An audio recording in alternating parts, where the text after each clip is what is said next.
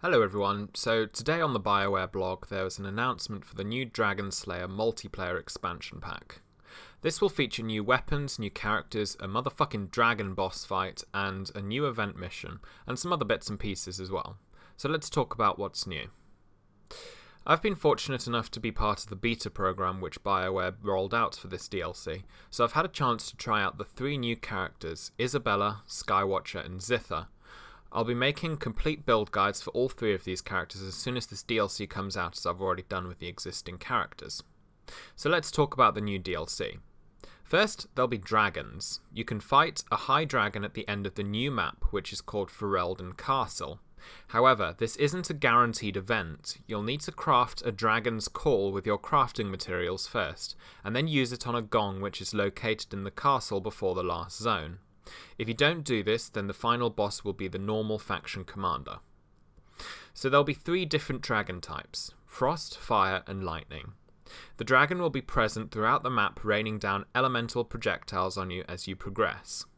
The weather and the map itself does change in appearance as well, depending on which dragon is present in it. When you reach Zone 5 and you have called the dragon, you can fight it. The dragon's a high dragon, so it will be just like fighting a single player dragon. You also have trebuchets which you can use to deal heavy damage, similar to the ballistas that you have in Dragon Age Origins. At the end of the dragon fight, if you beat it, it will drop an item for you. Beating the dragon on Perilous will give you a chance to get one of the new high-level dragon weapons, which will be the new endgame items to aim for. Beating the dragon on Threatening will give you better items than beating it on Routine as well. So that's more or less all there is to say about the dragon. Now let's talk about the new characters. The new warrior is Skywatcher, and he is a two-handed warrior who has elemental heavy melee attacks. The new rogue is a Dragon Age 2 fan favourite, Isabella. She's a duelist rogue who focuses more on precision and evasion as opposed to subterfuge, as we've seen with the existing dagger rogues. And finally we have Zither, a bard mage who plays songs which helps to buff yourself and your team.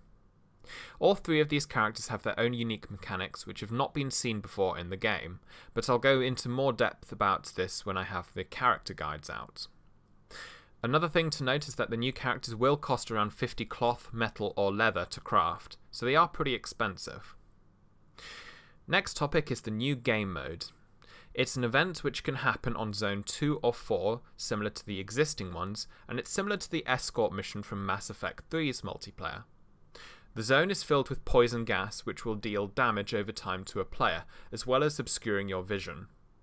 One player holds a Veilfire torch which provides a bubble of protection against the poison, which the rest of the party will have to be in to avoid being damaged.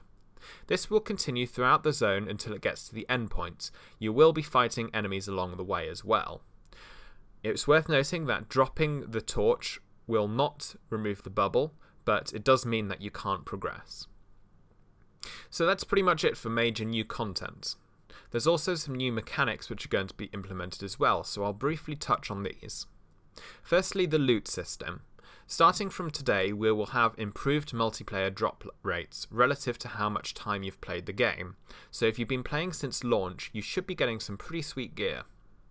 There's also a new salvage system, which means you can now mark a bunch of items for salvage and then salvage them all at the same time, rather than clicking each one and doing it individually. You can also salvage things as they drop from chests. Oh, and this will all drop for free on Tuesday. And that's about it. Stay tuned next week for my new character guides showcasing the dragon fights, and of course giving any tips and tricks that I come across along the way. I hope you're excited about this DLC as I am, and thanks for watching. Goodbye.